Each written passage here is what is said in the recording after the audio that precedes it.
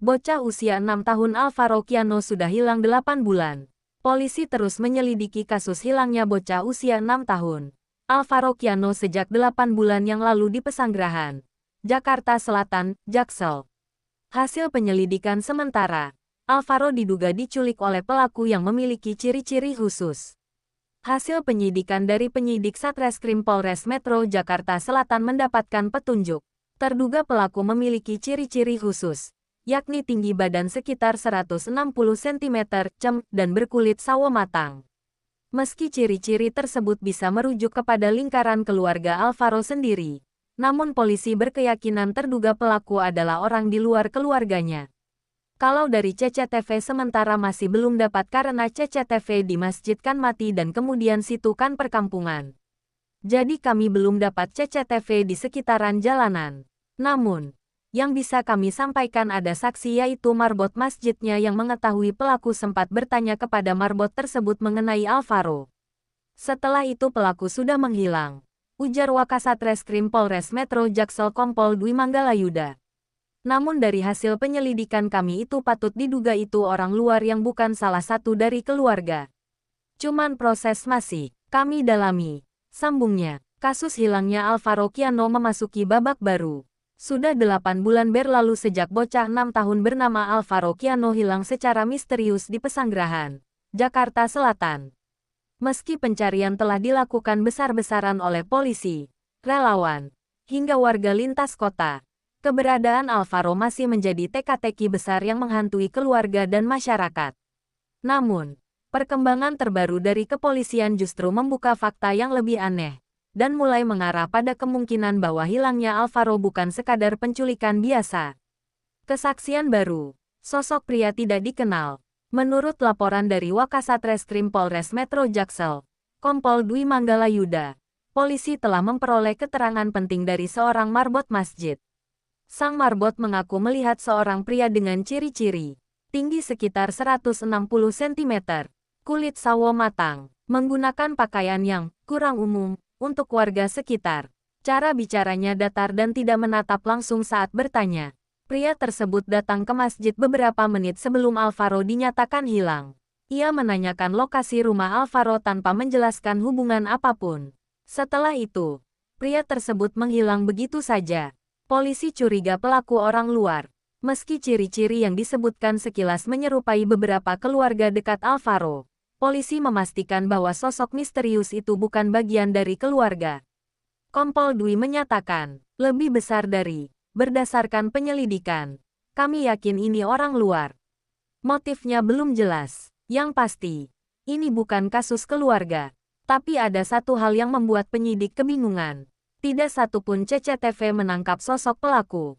CCTV masjid mati, CCTV rumah warga mati. Satu-satunya kamera yang merekam hanya menunjukkan bayangan blur yang berjalan di antara gang sempit. Kejanggalan yang menggetarkan. Setelah 8 bulan berlalu, polisi tetap menerima laporan warga dari berbagai kota di Jawa. Anak mirip Alvaro terlihat di Ciputat. Seorang bocah berjalan sendirian di Bogor. Pengendara bus Bandung melihat anak dengan ciri yang sama. Warga Banyumas melaporkan bocah kecil keluar dari hutan tiba-tiba. Pendaki Merapi melihat anak duduk di tepi kawah.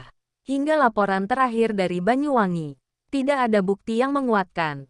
Tapi kesamaan deskripsi membuat pihak keluarga bergidik ngeri. Salah satu penyidik bahkan mengakui, lebih besar dari, seolah-olah anak itu berpindah dari satu daerah ke daerah lain tanpa jejak, dan selalu muncul dekat tempat-tempat yang, dianggap angker. Namun pernyataan itu tidak pernah dicatat dalam laporan resmi. Keluarga mendapat mimpi ganjil. Ibu Alvaro mengatakan sesuatu yang membuat relawan merinding. Lebih besar dari seminggu terakhir, saya sering mimpi Alvaro jalan sendirian.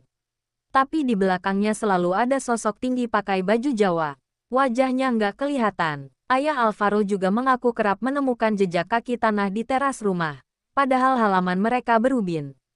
Jejak itu selalu berhenti tepat di depan pintu. Seolah seseorang berdiri mengawasi.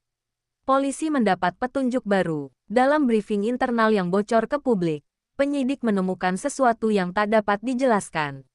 Di dekat rumah Alvaro, ditemukan kain lurik tua yang tidak pernah dilihat warga sebelumnya. Kain itu mengeluarkan wangi menyan dan tertulis satu kalimat dari tanah kering. Jalan lama telah memilih. Pihak kepolisian menolak mengomentari tulisan tersebut. Namun seorang penyidik muda yang tidak mau disebut namanya berkata, lebih besar dari, setiap kali kami menelusuri, arah petunjuk selalu mengarah ke wilayah-wilayah Jawa yang punya mitos jalan gaib, seolah anak itu sedang dibimbing ke suatu tempat.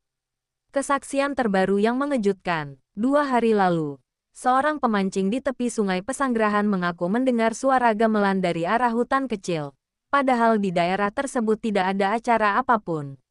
Saat suara itu muncul, ia melihat bayangan anak kecil berdiri di pinggir sungai. Ketika ia memanggil, bayangan itu memudar seperti tertiup angin. Pemancing itu berkata dengan suara gemetar, lebih besar dari, saya yakin itu Alvaro. Tapi yang bikin saya takut. Di belakang anak itu ada sosok tinggi, kayak pakai baju Jawa tua. Dan dia melihat ke arah saya. Kasus hilangnya Alvaro memasuki fase gelap. Penyidik mulai mempertimbangkan bahwa kasus ini tidak biasa. Bukan sekadar penculikan, bukan pula orang hilang biasa. Ada sesuatu yang mengikuti kasus ini kemanapun polisi melangkah. Dan laporan warga terbaru, yang datang dari seorang penjaga warung di Banyuwangi, membuat seluruh tim penyidik terkejut. Lebih besar dari, anak itu bilang dia nggak bisa pulang, karena penjaga jalan lama belum selesai dengannya.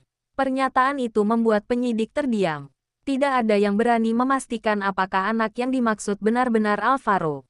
Tapi satu hal pasti, ada sesuatu yang menggerakkan anak itu menelusuri Pulau Jawa. Dan itu bukan manusia.